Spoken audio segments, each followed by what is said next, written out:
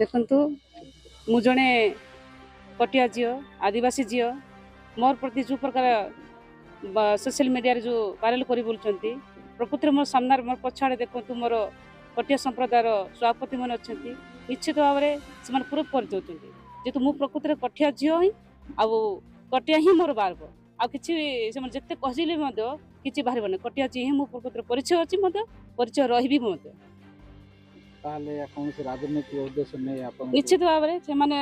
ମନ୍ଦ ଉଦ୍ଦେଶ୍ୟ ନେଇକି କରୁଛନ୍ତି ମୋର ବ୍ୟକ୍ତିଗତ କଥା ତାଙ୍କର ବ୍ୟକ୍ତିଗତ କଥାକୁ ନେଇକି ମୋର ଉପରେ ଜାତି ପ୍ରତି ଆଙ୍ଗୁଠି ଗୋଟେ କଥା କହିଛନ୍ତି ନିଶ୍ଚିତ ଭାବେ ବାହାରିବ ଗୋଟେ ସମାପ୍ତଙ୍କର ପୁଅ ଝିଅଟିଏ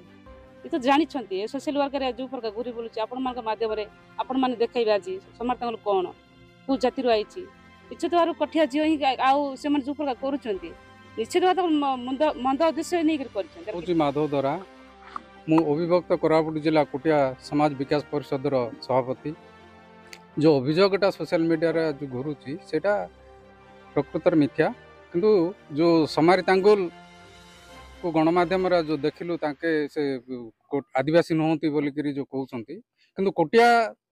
ସମାଜର ଆମର କୋଟିଆ ଉପଜାତିରେ ତାଙ୍ଗୁଲ ଟାଇଟେଲଟା ହେଉଛି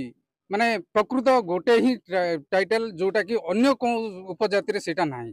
ତେଣୁକରି ବଂଶାନୁକ୍ରମିକ ତାଙ୍କର ଜେଜେବାପ ଅମଳରୁ ଆମେ ଜାଣିଛୁ ଆମର ବନ୍ଧୁବାନ୍ଧବ ସବୁ ସେ ତେଣୁ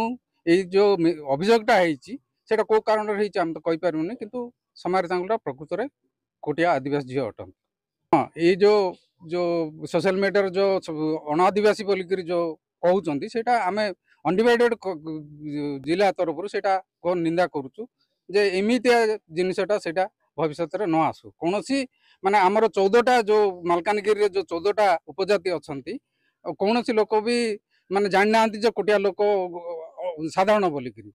ଯେଉଁ ପଟାରେ କ'ଣ ଲେଖା ହେଇଛି ସାଧାରଣ ବୋଲିକି ଯେଉଁ ଦେଖାଉଥିଲେ ସେଇଟା ପ୍ରକୃତରେ କ'ଣ ହେଇଛି ସେଇଟା ପ୍ରଶାସନିକ ଇଏରେ ତ୍ରୁଟି ଥାଇପାରେ କିନ୍ତୁ ପ୍ରକୃତରେ ସେ ତାଙ୍ଗୁଲ ଝିଅଟା ହେଉଛି କୋଟିଆ ସମ୍ପ୍ରଦାୟର।